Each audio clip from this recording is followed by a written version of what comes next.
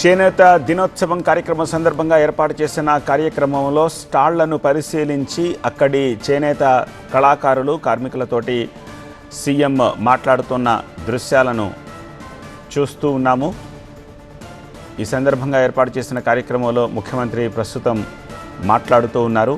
వాళ్ళని అడిగి తెలుసుకున్నారు ఎలా చేస్తున్నారు, అలాగే వీటి మార్కెటింగ్ ఇతరత్ర విషయాలన్నీ వాళ్ళతోటి మాట్లాడి తెలుసుకుంటున్నారు. అలాగే ఆ ప్రోడక్ట్స్కి సంబంధించిన స్పెషాలిటీ ఏమిటి, విశేషాలు ఏంటి, ఇవన్నీ కూడా అడిగి మాట్లాడి తెలుసుకున్న దృశ్యాలని స్క్రీన్లో చూస్తూ ఉన్నాము. ఇవాళ జాతీయ చేనేత దినోత్సవం, ఇది 11వ జాతీయ చేనేత దినోత్సవం. మంగళగిరిలో ఈ కార్యక్రమాన్ని